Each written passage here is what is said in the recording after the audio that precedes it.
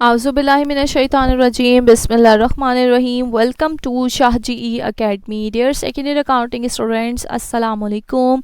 उम्मीद है बेटा खैरियत से होंगे आप लोग। और एप्रोप्रिएशन ऑफ रिटेन अर्निंग का टॉपिक हम पढ़ रहे थे, चैप्टर नंबर 9 था सेकेंड ईयर अकाउंटिंग का, जिसमें अब तक हम लेक्चर 7 कंप्लीट कर चुके हैं। आज ये हमारा लास्ट लेक्चर है एक्सरसाइज का, और इस चैप्टर का ये हमारा सेकेंड लास्ट लेक्चर है, लेक्चर नंबर 8, जिसमें हम क्लास में प्रॉब्लम नंबर 14 डिस्कस करेंगे। सो स्टार्ट करते हैं। The following balances appeared in the laser of Shahid and company limited on December 31st 1989। December 31st 1989 का ये डेटा है। लेजर्स गिवन है हमें शाहिद एंड कंपनी के, जिसके मुताबिक वो क्या कह रहे हैं, 50,000 7% प्रीफरेंस शेयर ऑफ ₹20 ईच, जिसकी टोटल अमाउंट बनती है हमारे पास 10 लाख। इसी तरह से 1 lakh ordinary shares of ₹10 each, जिसकी हमारे पास अमाउंट आ गई 10 लाख। रिटेन अर्निंग अनएप्रोप्रिएटेड, पहले भी हमने पढ़ा था कि अनएप्रोप्रिएटेड रिटेन अर्निंग का मतलब यानी हमारे यहाँ जो भी प्रॉफिट एंड लॉस होता है वो रिटेन अर्निंग के अकाउंट में हम ट्रांसफ़र कर देते हैं। उसके बाद रिटेन अर्निंग अकाउंट से रिजर्व्स दे दिए जाते हैं, डिविडेंड्स दे दिए जाते हैं, और जो बाकी का प्रॉफिट होता है वो कंपनी रिटेन अर्निंग के अकाउंट में ही रखती है। सो जो भी हमारा प्रॉफिट है ये अनएप्रोप्रिएटेड प्रॉफिट है, यानी कि ये रिटेन अर्निंग का हमारा बेटा प्रीवियस बैलेंस है। रिटेन अर्निंग का इतना बैलेंस 5 लाख रुपीज़ ये अभी तक यूज़ नहीं हुआ, रिटेन अर्निंग के अकाउंट में ये प्रॉफिट हमारा सेफ है। At this date the company decided as under, इसके बाद कंपनी ने कुछ डिसाइड किया है, कुछ डिसीजंस लिए हैं। 5 पॉइंट्स हमें गिवन है। रिक्वायरमेंट पे आते हैं हम। रिक्वायरमेंट हमारे पास क्या है, give entries in journal in proper form on the book of Shahid and company. सबसे पहले हमने जर्नल एंट्री बनानी है शाहिद एंड कंपनी की, to give effect to the above decisions. ये जो भी हमें डिसीजंस गिवन है, यहाँ पे 5 पॉइंट्स हैं, इनके अकॉर्डिंग हमने जर्नल एंट्रीज बनानी है। सो स्टार्ट करते हैं हम जर्नल एंट्री से। सबसे पहले हम लिखेंगे अपनी कंपनी का नेम, जो कि है यहाँ पर शाहिद एंड कंपनी। जर्नल बना रहे हैं तो यहाँ हम लिखेंगे journal entries. Date particular, post reference, debit और क्रेडिट। स्टार्ट करेंगे बेटा पॉइंट नंबर 1 से। पॉइंट नंबर 1 क्या है, to declare cash dividend at 15% on ordinary shares. जितने भी ऑर्डिनरी शेयर्स थे उन पर 15% डिविडेंड दिया जा रहा है शेयर होल्डर्स को। तो अगर हम देखें कि हमारे पास कितने शेयर्स थे, तो यहाँ पे देखें हमारे पास ऑर्डिनरी शेयर्स की बात हो रही है, प्रीफरेंस शेयर की बात नहीं हो रही। तो ऑर्डिनरी शेयर्स हमारे पास बेटा कितने हैं, यहाँ पे 1 लाख ऑर्डिनरी शेयर्स हैं, जो कि हर एक शेयर 10 रुपीज़ का है। और टोटल क्या अमाउंट आती है, 10 लाख अमाउंट आ गई, यानी कि 1 लाख शेयर्स हैं, हर एक शेयर 10 रुपये का है हमारे पास। अब जब हम डिक्लेयर करते हैं, कैश डिविडेंड डिक्लेयर कर रहे हैं यहाँ पर, तो हम एंट्री क्या बनाएंगे, रिटेन अर्निंग को हम कर देंगे डेबिट, क्योंकि रिटेन अर्निंग में तमाम प्रॉफिट होता है और वहीं से हम रिटेन अर्निंग से निकाल कर डिविडेंड दे रहे होते हैं। तो रिटेन अर्निंग हमारा हो जाएगा डेबिट। रिटेन अर्निंग हमने किया डेबिट, और क्रेडिट क्या होगा हमारे पास, क्योंकि हम कैश डिविडेंड डिक्लेयर कर रहे हैं, यानी ये हमारी लायबिलिटी है यहाँ पर कि हमने इन्हें पे करना है, तो कैश डिविडेंड पेबल हमने कर देना है क्रेडिट। अब आ जाते हैं वैल्यू की बात करते हैं कि कितनी अमाउंट आएगी। 15% ऑन ऑर्डिनरी शेयर्स, तो बेटा ऑर्डिनरी शेयर्स कितने हैं यहाँ पर, 1 लाख ऑर्डिनरी शेयर्स हैं। तो 1 लाख के 15% अगर हम लें तो 1 लाख का 15% क्या आएगा हमारे पास, आ गए हमारे पास यहाँ पर 15,000, और हर एक शेयर का 10 जो है वो पार वैल्यू है। तो हम यहाँ पे अमाउंट क्या आ गई हमारे पास, 1,50,000 रुपीज़, यानी 15% लिया है हमने ऑर्डिनरी शेयर्स का। तो हमारे पास अमाउंट क्या आएगी यहाँ पर, 1,50,000 अमाउंट आ गई हमारे पास। इसके बाद हम नरेशन देखते हैं, तो नरेशन आएगी हमारी, to record the declaration of cash dividend. Second entry पर आ जाते हैं। सेकेंड एंट्री क्या है हमारे पास, to declare normal dividend on preference share for which ordinary shares at par were issued. पढ़ा था हमने अपने लेक्चर में पढ़ा था कि हमारे पास शेयर्स की भी कुछ टाइप्स होती हैं। ऑर्डिनरी शेयर्स होता है जो हम नॉर्मली यहाँ पर ज़्यादातर पढ़ रहे हैं, ऑर्डिनरी शेयर्स की ही बात हो रही है। इसके अलावा एक वर्ड यूज़ किया प्रीफरेंस शेयर। तो बेटा प्रीफरेंस शेयर और ऑर्डिनरी शेयर में कुछ डिफरेंस होता है। प्रीफरेंस शेयर्स होल्डर्स को ऑर्डिनरी शेयर होल्डर से ज़्यादा थोड़ा सा फ़ायदा क्या होता है कि उनके पास अमाउंट फिक्स्ड होती है, यानी उन्हें फिक्स्ड बता दिया जाता है कि ये जो 10% लिखा होता है ना यहाँ पे 10%, या यहाँ इस क्वेश्चन में देखिए 7% प्रीफरेंस शेयर लिखा गया है। तो यानी इसका मतलब क्या है कि प्रीफरेंस शेयर होल्डर को 7% शेयर का जो प्रॉफिट होगा वो दिया ही जाएगा, यानी उनके पास प्रॉफिट की अमाउंट जो होती है वो फिक्स्ड होती है। उन्हें पता होता है कि उन्हें इतना % प्रॉफिट दिया जाएगा। यानी जब प्रॉफिट होता है कंपनी को तो कंपनी सबसे पहले किसको देगी? प्रीफरेंस शेयर होल्डर्स को देती है, उसके बाद आती है ऑर्डिनरी शेयर होल्डर्स की तरफ। तो प्रीफरेंस शेयर होल्डर को एक फ़ायदा होता है कि कंपनी सबसे पहले उन्हें प्रॉफिट दे रही होती है, उन्हें डिविडेंड दे रही होती है, और इसी तरह उन्हें फिक्स्ड अमाउंट एक उनके जो है अमाउंट फिक्स कर दी जाती है। या जैसे कि यहाँ 7% है, यानी इन्हें 7% दिया ही जाएगा लाजमी तौर से। तो पे क्या कह रहे हैं कि to declare normal dividend on preference shares for which ordinary shares at par were issue, यानी उसका जो नॉर्मल डिविडेंड बनता था प्रीफरेंस शेयर होल्डर्स का, उसके बदले उन्हें शेयर्स दिए जा रहे हैं और हर एक शेयर्स पार वैल्यू पर ही दिया जा रहा है, यानी कि 10 रुपीज़ के हिसाब से ही उन्हें शेयर्स इशू किए जाएंगे। तो सबसे पहले हमने क्या देखना है? सबसे पहले हमने ये फाइंड आउट करना है कि इनका नॉर्मल डिविडेंड बनता कितना है।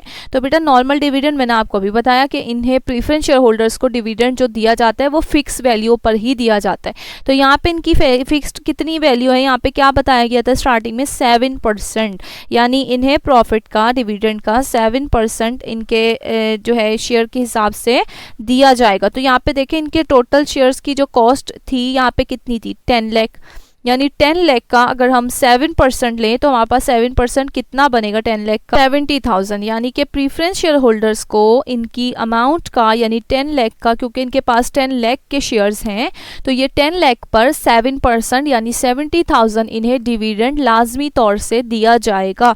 तो यहाँ पे यही कह रहे हैं कि इनका जो भी नॉर्मल डिविडेंड बनता था यानी 70,000 वो इन्हें प्रीफरेंस शेयर के बदले इन्हें ऑर्डिनरी शेयर्स दिए जा रहे हैं, प्रॉफिट नहीं दिया जा रहा, डिविडेंड कैश नहीं दिया जा रहा बल्कि स्टॉक डिविडेंड दिया जा रहा है क्योंकि शेयर्स इशू किए जा रहे हैं। हमने पढ़ा था दो तरह के डिविडेंड होते हैं, कैश दिया जाए तो कैश डिविडेंड, स्टॉक यानी शेयर्स दिए जाए तो स्टॉक डिविडेंड। तो यहाँ पे इन्हें शेयर्स ही दिए जा रहे हैं। तो हमारा रिटेन अर्निंग हो जाएगा बेटा डेबिट, और हमारे पास यहाँ स्टॉक डिविडेंड पेबल हो जाएगा क्रेडिट, क्योंकि हम शेयर्स पे कर रहे हैं, इन्हें शेयर्स देंगे हमने इन्हें ऐसा कहा है। तो यहाँ पे हमारा स्टॉक डिविडेंड पेबल हो गया क्रेडिट। अब हमारे पास अमाउंट हम देखेंगे कितनी अमाउंट है। तो हमने क्या देखा, इनकी टोटल अमाउंट कितनी थी? 10 लाख के थे प्रीफरेंस शेयर्स, तो 10 लाख का हमने ले लिया 7%। तो बेटा 10 लाख का 7% हमारे पास कितना आ गया? 70,000 आ गया। नरेशन हमारी आएगी to record the declaration of stock dividend.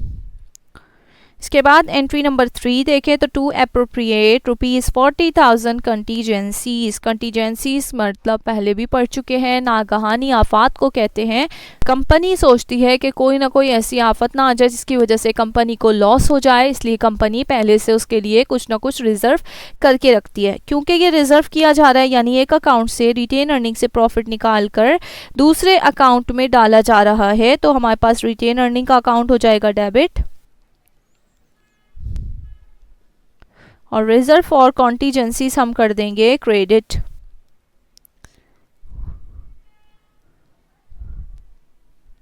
Amount क्या आएगी बेटा? हमारे पास अमाउंट आएगी 40,000 की।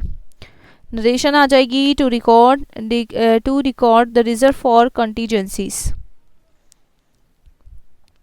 इसके बाद आते हैं next point, point number 4, to appropriate 60,000 for debenture redemption. तो कंपनी अपना डिबेंचर की अमाउंट को वापस करने के लिए भी अभी से रिजर्व करना स्टार्ट कर दिया है उन्होंने। एंट्री नंबर 4 क्या आएगी हमारी? रिटेन अर्निंग हम कर देंगे डेबिट, क्योंकि रिजर्व हम रिटेन अर्निंग के ही अकाउंट से कर रहे होंगे। रिटेन अर्निंग का अकाउंट कम हो जाएगा, कम होगा तो डेबिट हो जाएगा, जाहिर सी बात है। तो अमाउंट क्या आएगी हमारे पास यहाँ पर?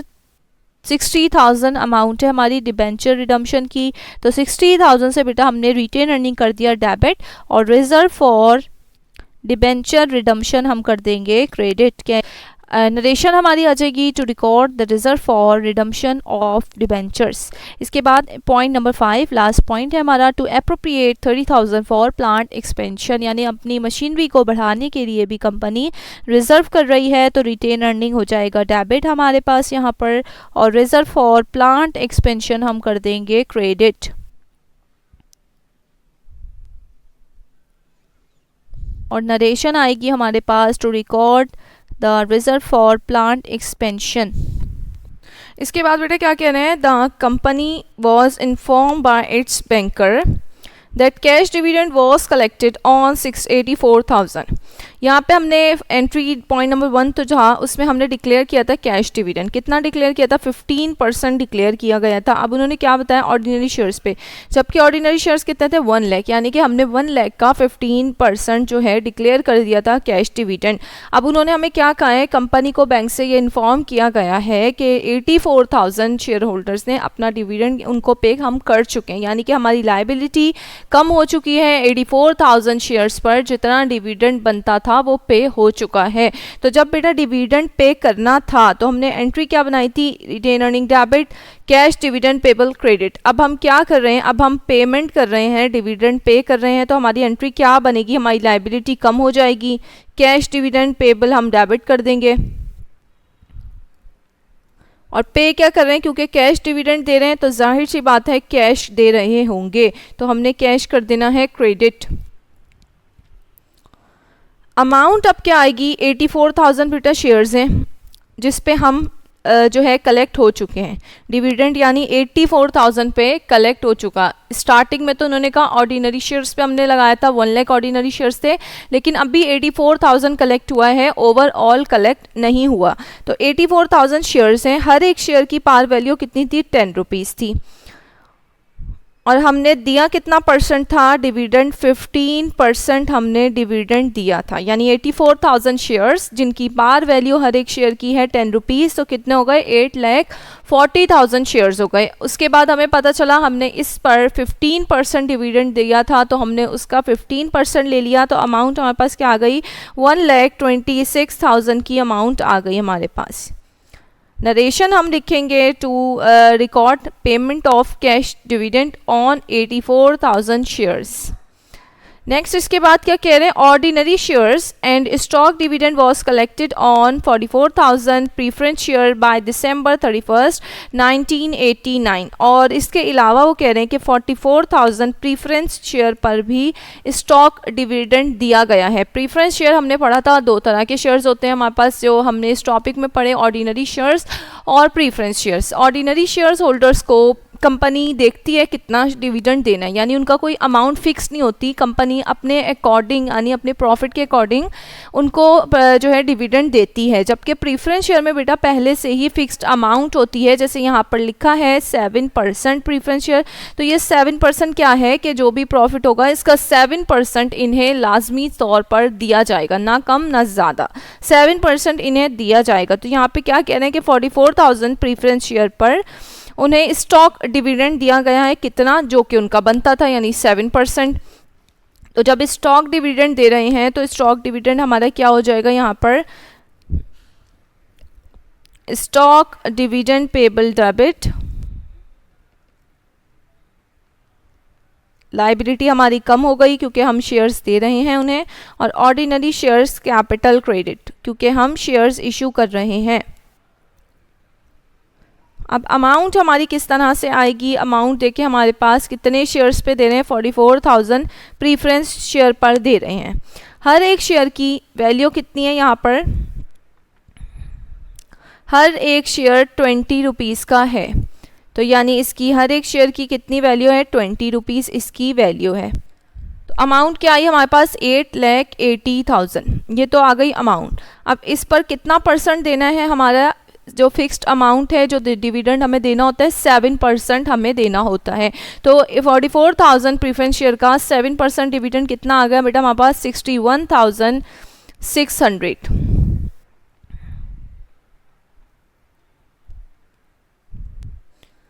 ये हमने प्रीफरेंस शेयर होल्डर्स को स्टॉक डिविडेंड दे दिया है। यहाँ पर हमारी एंट्रीज कंप्लीट हो गई, रिक्वायरमेंट नंबर 1 हमारी सॉल्व हो चुकी है। अब आ जाते हैं अपनी सेकंड रिक्वायरमेंट पे। सेकेंड रिक्वायरमेंट क्या है? Prepare a partial balance sheet of the above company as of December 31st 1989 after giving effect to the above decisions. अभी तक जो हमने बैलेंस शीट्स बनाई थी, लेकिन आज हमसे पार्शियल बैलेंस शीट मांगी गई है। तो बेटा पार्शियल बैलेंस शीट का क्या मतलब है कि आपने जस्ट इक्विटी साइड बनाकर दिखानी है, एसेट वाली साइड नहीं दिखानी। तो हम पार्शियल बैलेंस शीट स्टार्ट करते हैं। सबसे पहले हम अपनी कंपनी का नेम लिखेंगे, Shahid and company, balance sheet, bracket में यहाँ लिखेंगे हम पार्शियल, क्योंकि हम पार्शियल बैलेंस शीट बना रहे हैं। दिसंबर एज ऑन December 31st 1989।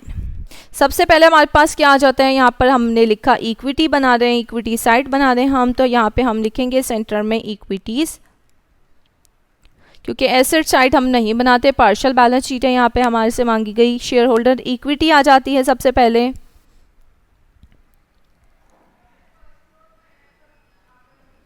और शेयर होल्डर इक्विटी में बेटा हमारे पास यहाँ पर 2 चीज़ें गिवन हैं।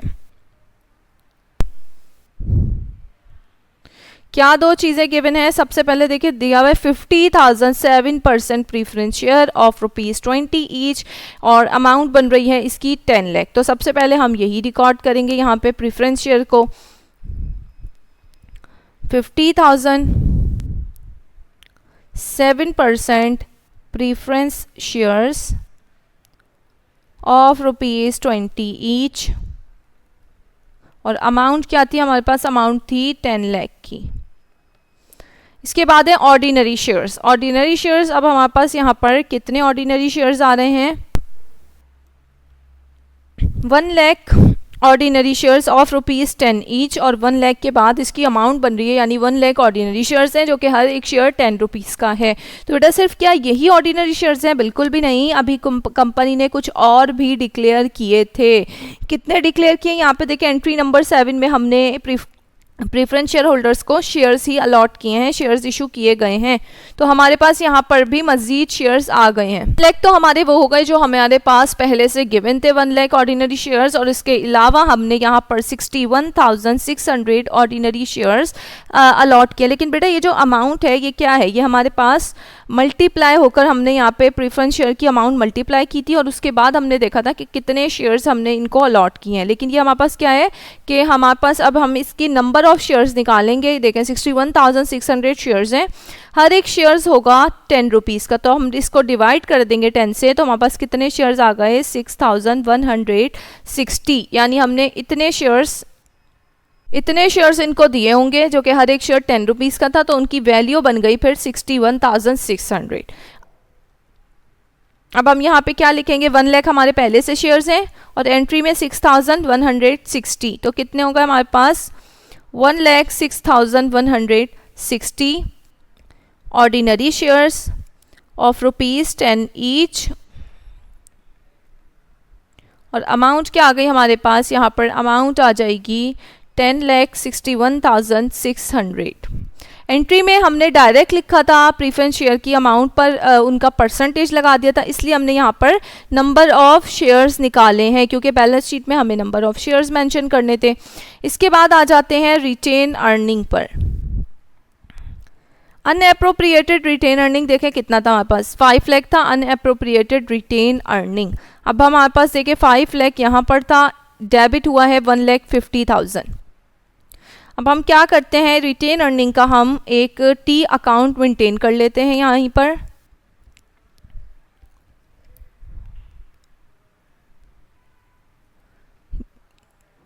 ये हमने बना लिया टी अकाउंट फॉर एग्जांपल। हमारे पास पहले से कितना है? अनएप्रोप्रिएटेड है 5 लाख। एग्जैक्ट सी बात है, क्रेडिट साइड पर होगा ये 5 लाख हमारा। इसके बाद आ जाते हैं एंट्रीज पर। तो बेटा एंट्री नंबर 1 में रिटेन अर्निंग डेबिट हुआ है 1,50,000 से, तो यानी हम इसे यहाँ रिकॉर्ड करेंगे 1,50,000 डेबिट हुआ। इसके बाद देखते हैं नेक्स्ट एंट्री में, एंट्री नंबर 2 में भी रिटेन अर्निंग डेबिट हुआ है 70,000 से, तो हम यहाँ पर भी डेबिट साइड पर लिखेंगे कि 70,000 से हमारा रिटेन अर्निंग डेबिट हुआ है। इसके बाद एंट्री 3 में भी रिटेन अर्निंग डेबिट हुआ है 40,000 से, तो अगेन यहाँ हम क्या लिखेंगे कि 40,000 से डेबिट हो गया। नेक्स्ट हमारा एंट्री नंबर 4 में रिटेन अर्निंग डेबिट हुआ 60,000 से, तो यहाँ डेबिट साइड पर हम लिखते हैं 60,000। एंट्री नंबर 5 में रिटेन अर्निंग डेबिट हुआ 30,000 से, तो हम यहाँ पर भी 30,000 से इसे लिखेंगे डेबिट साइड पर। अगर हम टोटल करें अपनी डेबिट साइड का तो हमारे पास टोटल कितना आएगा, यहाँ पर हमारा टोटल आ रहा है 3,50,000 और यहाँ पर हमारा टोटल कितना है 5 लाख, यानी कि हमारा 5 लाख में से 3,50,000 जो है वो हम जो है पे कर चुके हैं। कुछ रिजर्व दे दिया, कुछ हमने डिविडेंड दे दिया, तो हमारा रिटेन अर्निंग जो है वो कम हो चुका है 3,50,000 से। अब हमारे पास बेटा रिमेनिंग यहाँ पर कितना रिटेन अर्निंग बचा होगा, 1,50,000 हमारा रिमेनिंग रिटेन अर्निंग के अकाउंट में बैलेंस है। तो हमने बैलेंस शीट में रिमेनिंग ही लिखना होता है कि हमारे पास एग्जैक्ट अभी क्या मौजूद है। तो रिटेन अर्निंग में हम क्या लिखेंगे, रिटेन अर्निंग 1,50,000 रुपीज़, क्योंकि हमने कुछ रिटेन अर्निंग में से निकाल कर रिजर्व कर दिया और कुछ हमने डिविडेंड पे कर दिया। इसके बाद क्या है हमारे पास एंट्रीज़ यहाँ पे स्टार्ट हो गई थी, तो अब हम एंट्रीज़ पर आ जाएंगे कि एंट्रीज़ में हमारे पास कौन कौन सा डेटा मौजूद है। सो एंट्री में अगर हम देखें तो हम इसके बाद लिखेंगे रिजर्व्स, तो रिजर्व्स पर आ जाते हैं। सबसे पहले यहाँ पर हेडिंग लिखेंगे रिजर्व्स एंड फंड्स।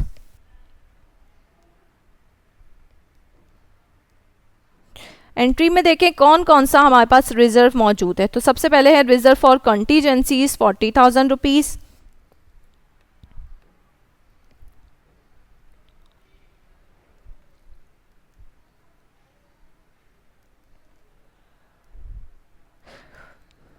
इसके बाद देखते हैं, इसके बाद हमारे पास है reserve for debenture redemption 60,000, reserve for debenture redemption, और रिडम्पशन के लिए हम कितना रिजर्व कर रहे थे, 60,000 रिजर्व कर रहे थे। इसके बाद बेटा एक और है रिजर्व हमारे पास यहाँ पर, रिजर्व फॉर प्लांट एक्सपेंशन 30,000, तो हम यहाँ पर लिखेंगे रिजर्व फॉर प्लांट एक्सपेंशन 30,000। ये हमने अपने रिजर्व्स रिकॉर्ड कर लिए। इसके बाद हमारे पास यहाँ पर अगर एंट्री में देखें तो एंट्री में बेटा और क्या है मज़ीद, हमारे पास कैश डिविडेंड पेएबल, ये हमारा क्या है, ये हमारी लाइबिलिटी है। तो अब हम यहाँ पे क्योंकि हमने इक्विटी का जो है रिकॉर्ड कर लिया है, अब हम आ जाते हैं अपनी लाइबिलिटीज़ की तरफ। तो अब हम यहाँ पर लिखेंगे करंट लाइबिलिटीज़। करंट लाइबिलिटीज़ में हमारे पास दो ही चीज़ें हैं। सबसे पहले क्या है हमारे पास, कैश डिविडेंड पेएबल,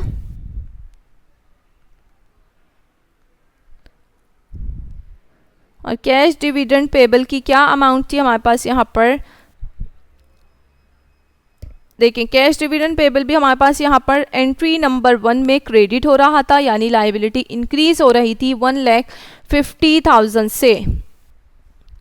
लेकिन इसके बाद हमने कुछ लाइबिलिटी पे कर दी, 1,26,000 की हमने एंट्री नंबर 6 में लाइबिलिटी पे कर दी है, यानी 1,26,000 यहाँ से हमारा लेस हो जाएगा।